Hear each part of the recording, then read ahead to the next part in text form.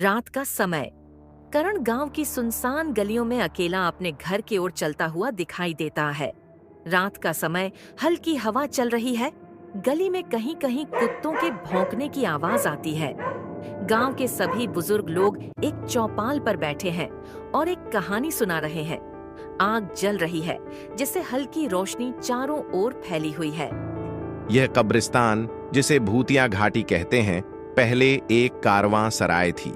लेकिन बरसों पहले डाकुओं ने यहाँ एक अमीर सेठ के काफिले को लूट लिया और निर्दोष लोगों को मारकर यही दफना दिया। तब से उनकी आत्माएं भटक रही हैं। कहते हैं जो कोई भी उनकी शांति भंग करता है वह बुरी मौत मरता है। इस कहानी से कुछ गांव वाले डरे हुए हैं।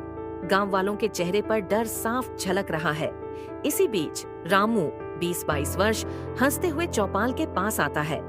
वह गांव का सबसे निडर युवक माना जाता है, लेकिन उसकी हिम्मत उसकी नासमझी भी हो सकती है।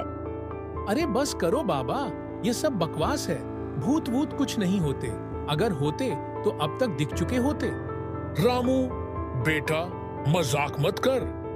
बहुतों ने कोशिश की, लेकिन जो गया वो वापस नहीं आया या फिर पागल हो गया। मैं जाऊंगा उस कब्रिस्तान में और तुम सबको दिखाऊंगा कि वहाँ कुछ भी नहीं है। गांव वाले एक दूसरे की ओर चिंतित नजरों से देखते हैं। बुजुर्ग रामू को रोकने की कोशिश करते हैं, लेकिन वह नहीं मानता। वह अपनी लालटेन उठाता है और चल पड़ता है। आधी रात रामू हाथ में एक जलती हुई लालटेन और लकड़ी का डंडा लिए कब्रिस्तान की ओर बढ़ रहा है। चारों ओर घना अंधेरा है। हवा ठंडी हो चुकी है। पत्तों की सरसराहट और उल्लू की आवाजें माहौल को डरावना बना रही हैं। रास्ते में कुछ पुराने पेड़ दिखाई देते हैं, जिनकी शाखाएं हाथों की तरह लग रही हैं। रामू, अपने आप से अजीब जगह है, लेकिन यहाँ भूत वूत कुछ नहीं। अचानक हवा का तेज झोंका आता है और लालटेन बुझ जाती है। चारों ओर अंधेरा छा जाता है। रामू घबरा जाता है। कौन है वहाँ? कहीं दूर किसी महिला के रोने की आवाज आती है। रामू के चेहरे पर घबराहट साफ झलकती है। वह माचिस जलाने की कोशिश करता है, लेकिन हवा उसे बुझा देती है। तभी उसे अपने कंधे पर किसी के हाथ का हल्का स्पर्श महसूस होता है। वह झटके से पीछे मुड़ता है, लेकिन वहां कोई नहीं होता। डरावना मोड़। रामू कब्रिस्तान में पहुंच जाता है। घने पेड़ों के बीच पुरानी टूटी फूटी कब्रें दिख रही हैं। कुछ कब्रों पर उग आई झाड़ियां और बेलें उन्हें और भी डरावना बना रही हैं। अचानक एक कब्र से सफेद धुआं उठने लगता है और धीरे धीरे एक परछाई बन जाती है। यह आकृति लंबी और डरावनी है, जिसका चेहरा अस्पष्ट है। ये क्या है? रामू तेजी से पीछे हटता है, लेकिन तभी दूसरी कब्रों से भी कई सफेद साए निकलने लगते हैं। कुछ के चेहरे विकृत हैं, कुछ की आंखें सुर्ख लाल हैं। वे धीरे धीरे रामू की ओर बढ़ते हैं। तुमने हमारी नींद क्यों खराब की? रामू के पैर कांपने लगते हैं।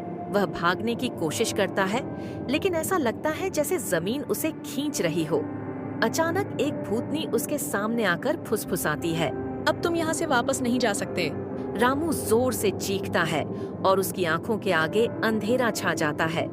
सुबह का समय। गांव के कुछ लोग रामू को कब्रिस्तान के पास बेहोश पड़ा पाते हैं। उसके कपड़े फटे हुए हैं, चेहरा सफेद पड़ चुका है और वह बुरी तरह कांप रहा है।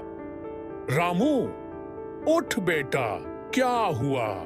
रामू धीरे धीरे होश में आता है और बस एक ही बात दोहराता रहता है। भूत, भूत, वे सच में वहाँ हैं। गांव वाले एक दूसरे की ओर भयभीत नजरों से देखते हैं। तभी अचानक कब्रिस्तान की दिशा से हवा का एक ठंडा झोंका आता है। रात का समय, एक नया शिकार। कब्रिस्तान में फिर से अंधेरा छा जाता है। अचानक किसी और के कदमों की आहट सुनाई देती है। एक और युवक, शायद गांव का कोई नया जिज्ञासु लड़का, लालटेन लिए अंदर आता है।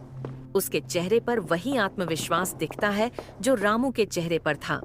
जैसे ही वह अंदर बढ़ता है, कैमरा एक कब्र पर रुक जाता है, जिस पर लिखा होता है, जो यहाँ आया वह कभी वापस नहीं गया। फिर अचानक एक जोरदार चीख के साथ स्क्रीन ब्लैक हो जाती।